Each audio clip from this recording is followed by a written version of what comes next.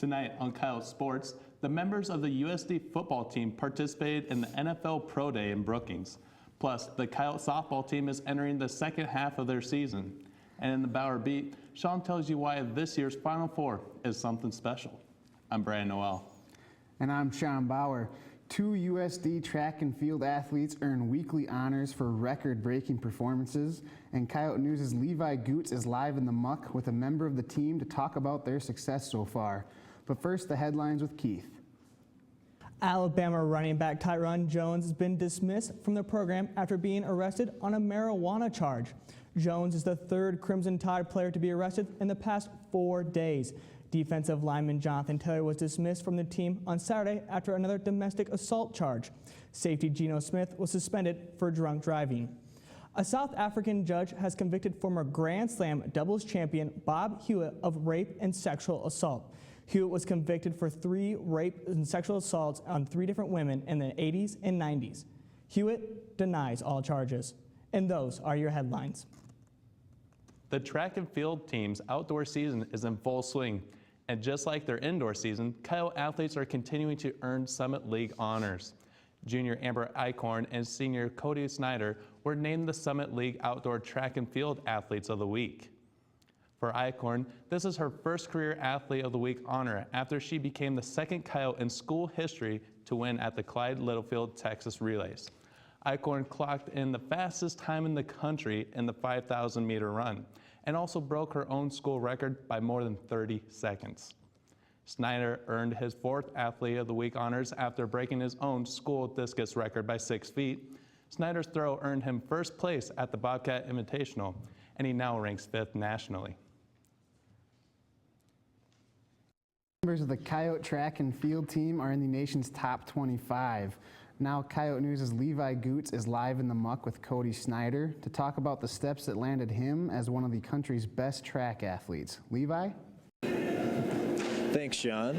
Snyder has just gotten his 4th Summit League title of the week in his entire career. Thank you so much for being with us. No problem. So, how can you describe the season so far compared to the other seasons that you've been a Coyote? Yeah, it's a pretty good start right now. Hit a good starting mark. Good place to build from.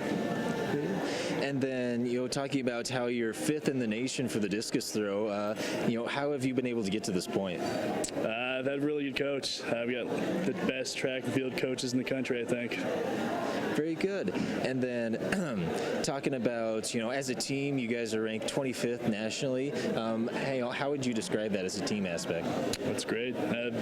Track and field is, a lot of people don't know about that, but it's a big team sport, so it's awesome to be there. Very good. And then, going into the future, how do you hope to compete in future meets? I just want to keep building. I'm trying to make it to the World Championship this year, so just keep building and try to get that mark. All right. Thank you so much. All right. Thanks. The Coyotes will travel to Sioux Falls to compete in the duels. Live from the muck, I'm Levi Goots. Thanks, Levi. The women's softball team season itinerary includes warmer climates, as well as holding practice through the rain and snow. Coyote News' Carmen Susan spoke with members from the team about the first half of the season. The women's softball team gains a lot of traveling experience, and going to other states can be a welcoming part of the early spring season. Coming home to South Dakota plays a huge difference as they travel to places with warmer temperatures such as Texas, Nashville, and Florida. We're used to sweating in Florida, and then we come back and we're outside and it's snowing or raining. But I mean, a lot of us are Midwesterners, so we're used to the weather ups and downs and the cold weather. So it's not too bad, but we'd like it a little warmer. Hancock says it's a huge adjustment from South Dakota into 90-degree weather, with playing in Florida being the most memorable. As for game-wise, the team is doing well so far this season. We've been winning some games, losing some games, but it's all been good. We play in really good competition, so we're seeing some good teams and getting our confidence up. Jones also says professors are helpful with the academic workload while the team is traveling.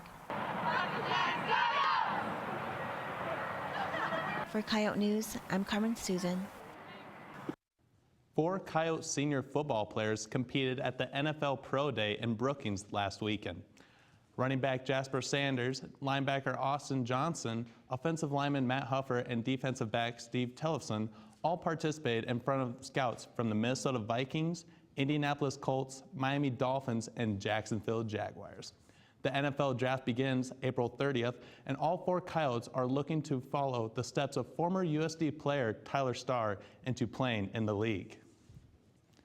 In other USD football news, spring practice began last week, and the Coyote spring schedule includes 14 practices and the team spring game on April 25th. All practices are open to the public. It may not be March anymore, but in this week's Bauer Beat, Sean discusses the final picks for March Madness. By now, you all know if your bracket has been busted or not, but as a college basketball fan, could have you asked for a better Final Four? In the first game, you have Kentucky versus Wisconsin, a matchup everyone has been waiting to see since their classic in last year's Final Four. Kentucky hit a late shot to win the game, and Wisconsin has wanted revenge ever since, and now they'll get their chance. The only problem for the Badgers is, while they're better than last year's team, Kentucky is much better than they were last year. Watching Kentucky's all-star team versus the efficient Badgers should be a classic once again, but I give the Wildcats the edge. And then in the other semifinal, you have the greatest college basketball coach of all time, Mike Krzyzewski, facing one of the greats in Tom Izzo. While the coaches are icons of the game, the matchup itself should be a doozy. Duke has the likely first overall pick in the NBA, Jahlil Okafor, and an abundance of talent around him, whereas Michigan State relies on its senior stars, Travis Trice and Brandon Dawson. Now, Michigan State seems to be on a destined run, but I think the Blue Devils are just too much for the Spartans this time. And besides the Badger and Spartan fans, what college basketball fan doesn't want to see a Kentucky and Duke game for all the marbles? And that's the Bauer Beat.